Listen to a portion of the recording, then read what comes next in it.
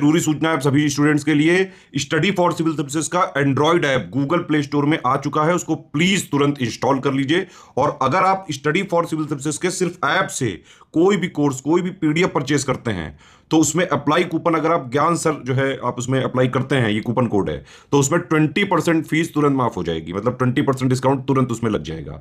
ज्ञान सर लिखना है, नॉर्मली ज्ञान सर स्मॉल लेटर में है सब कुछ, कोई स्पेस नहीं, कोई कॉलम नहीं, सिर्फ ज्ञान सर, GYANSIR। इस तरह से अगर कूपन कोड लगाते हैं आप ऐप में बाई करने से पहले, जो अप्लाई कूपन वाले में आता है, तो 20% का डिस्काउंट तुरंत मिलेगा। वीडियो देखिए।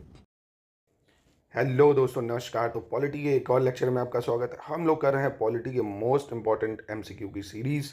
तो ये उसका नेक्स्ट लेक्चर है। पूरी प्लेलिस्ट बना दी, अगर नहीं देखी तो प्लीज़ देखिए, क्योंकि हम लोग डिटेल में एनालिसिस कर रहे हैं। आपके एग्जाम के लिए सवाल बहुत ज़्यादा रिलेवेंट हो सकते हैं और आपकी प्रैक्टिस बहुत अच्छी हो जाएगी। ठीक है, चलिए तो आज का क्वेश्चन शुरू होगा क्वेश्चन नंबर 56 से। लोकपाल एवं लोकायुक्त अधिनियम 2013 के अधिनियम की किस धारा में संशोधन किया गया, जिसमें प्रावधान था कि सरकारी सेवा में आने के 30 दिनों के भीतर लोक सेवक को अपनी संपत्तियों और दायित्वों का विवरण प्रस्तुत करना होगा। Which section of act of Lokpal and Lokayukta act 2013 was amended, in which provision was made that within 13 days of joining government services, the public servant will have to submit the details of his assets and liabilities। ठीक है, धारा 15, धारा 20, धारा 26 या धारा 44। तो दोस्तों ये प्रोविजन आर्टिकल मतलब सेक्शन 44 में रखा गया, धारा 44 में। जैसे आप मान लो एसडीएम बन जाते हैं, ठीक है, तो आपको सारी अपनी असेट्स लाइबिलिटीज बतानी होंगी, आपके पास कितनी क्या प्रॉपर्टीज है सारी। ठीक है, प्रथम अखिल भारतीय लोकायुक्त तथा उप लोकायुक्त सम्मेलन शिमला में कब हुआ था? When was the first all India Lokayukta and UP Lokayukta conference held in Shimla? UP नहीं, उप लोकायुक्त आयुक्त इसको बोलेंगे। 1986, 1995, 1976 या 1982? तो ये कब हुआ दोस्तों? 1986 में हुआ। कब हुआ? 1986 में। ठीक है, लोकपाल एवं लोकायुक्त अधिनियम 2013 पर राष्ट्रपति द्वारा हस्ताक्षर कब किया गया था? When was Lokpal and Lokayukta act 2013 sign by president? 1 December 2014, 1 January 2015, 1 January 2014 या 1 दिसंबर 2015 को? तो कब राष्ट्रपति ने इस पर साइन किए? 1 जनवरी 2014 को। कब? 1 जनवरी 2014 को। मीरा सेठ समिति किससे संबंधित थी? मीरा सेठ कमेटी वॉज रिलेटेड टू शिक्षा के विकास से, हथकरघे के विकास से, महिला स्वास्थ्य या बाल श्रम की संपत्ति से, development of education, development of handlooms, women health या एंडिंग चाइल्ड लेबर? तो ये दोस्तों डेवलपमेंट ऑफ हैंडलूम या हथकरघे के विकास से संबंधित थी मीरा सेठ समिति। और दोस्तों इसने अपनी रिपोर्ट जो है 1997 में प्रस्तुत करी थी। ठीक है, याद रखिएगा, मीरा सेठ समिति 1997 हैंडलूम के डेवलपमेंट के लिए यानी हथकरघे के विकास के लिए था। कर सुधार समिति का अध्यक्ष किसे नियुक्त किया गया? Who was appointed as the chairman of tax reform committee? Raja Chelliah, Vijay Kelkar, Manmohan Singh या KR नारायणम? ठीक है, कर सुधार समिति का अध्यक्ष किसे चुना गया था? तो ये चुना गया था राजा चिलैया को। कब? राजा चिलैया को चुना गया था। किसको? राजा चिलैया। ठीक है, काफी महत्वपूर्ण सवाल है दोस्तों। ठीक है, भारत के संविधान का कौन सा अनुच्छेद अपनी पसंद के व्यक्ति से विवाह करने के लिए किसी व्यक्ति को अधिकार को संरक्षण देता है? Which article of constitution in India safeguard one's right to marry the person of one choice? Article 19, article 21, article 25 या आर्टिकल 29? तो देखिए, right to marry of your own choice काफ़ी ज़्यादा इंपॉर्टेंट आर्टिकल है। आर्टिकल 21 में ये आ जाएगा। क्यों? क्योंकि आर्टिकल 21 राइट टू लाइफ, जीवन से डिस्कस करता है ना, राइट टू लाइफ। अब लाइफ ही है वो आपकी, जिससे आप शादी करना चाहते हो, वो नहीं मिली तो मैं मर जाऊंगा। आप मरो ना, इसलिए सरकार चाहती कि भैया मरो ना, तुम शादी कर लो। तो ये आर्टिकल 21 में आएगा। ठीक है, 19 में नहीं आएगा। आर्टिकल 25 तो आपको धर्म की स्वतंत्रता देता है। 29 माइनॉरिटी के लिए से डील करता है, राइट ऑफ माइनॉरिटीज। 19 पता ही आपको 6 तरह की स्वतंत्रता आपको देता है। दोस्तों आपको ऐसे ही देखिए हमारे लेक्चर मिलेंगे, जिसमें मोस्ट इंपॉर्टेंट आर्टिकल का एक लेक्चर मिल जाएगा पेड ग्रुप में, मोस्ट इंपॉर्टेंट अमेंडमेंट का मिल जाएगा, मोस्ट इंपॉर्टेंट कमेटीज़ का मिल जाएगा। ठीक है, मोस्ट इंपॉर्टेंट जो एक्ट्स होंगे उसका मिल जाएगा। तो सारे आपको वीडियोस, क्लासेस, हर सब्जेक्ट की कंप्लीट इन नंबरों पे कॉल करके मिल सकती है।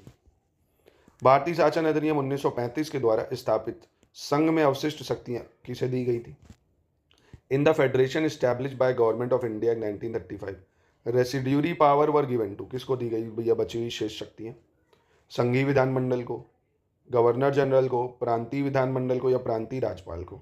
तो ये दोस्तों जो रेसिडरी पावर थी वो दी गई थी गवर्नर जनरल को। किसको दी गई थी? गवर्नर जनरल को। ठीक है, दोस्तों इसको आपको पता भी होगा 1935 के तहत क्या हुआ था, जो शक्तियाँ थी वो संघीय व्यवस्था बनाई गई थी। एक तरह से केंद्र और राज्यों या प्रांतों में शक्तियों का डिवीजन करा गया था। ठीक है, चलिए 63 देखते हैं। निम्नलिखित उद्देश्यों में से कौन सा एक भारत के संविधान की उद्देशिका में सन्निविष्ट नहीं है?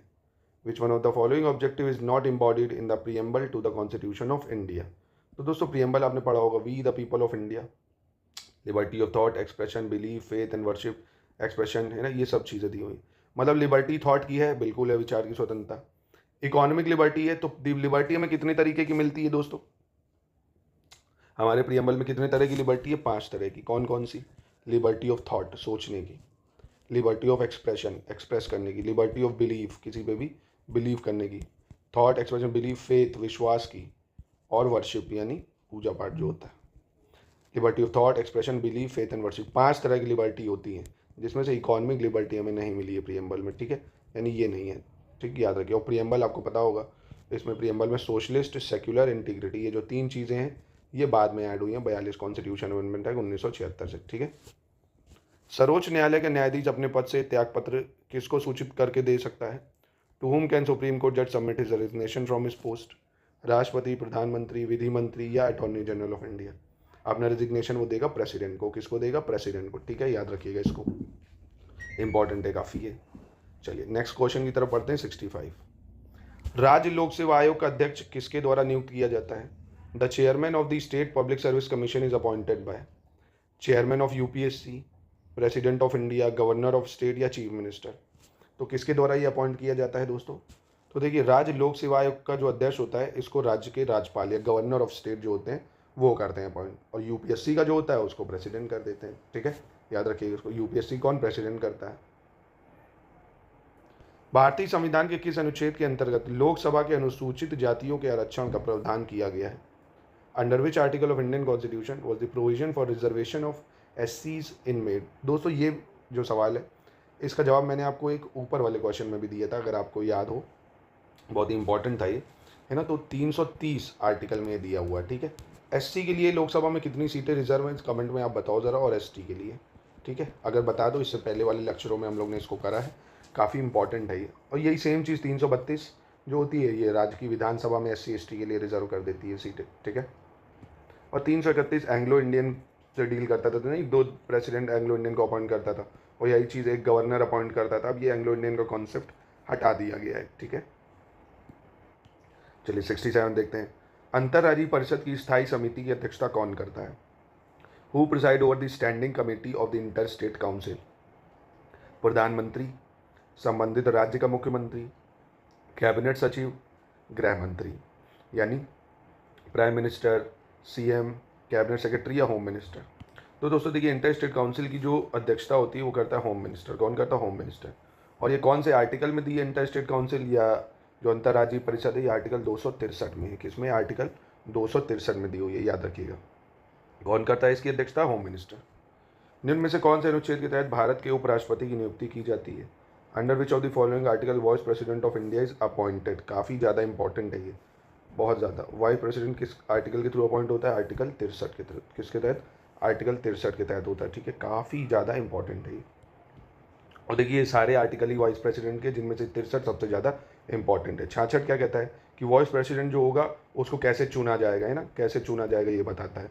तो आपको पता होगा जो इलेक्टेड मेंबर होते हैं बोथ पार्लियामेंट के, है ना, वो सब चुनते हैं।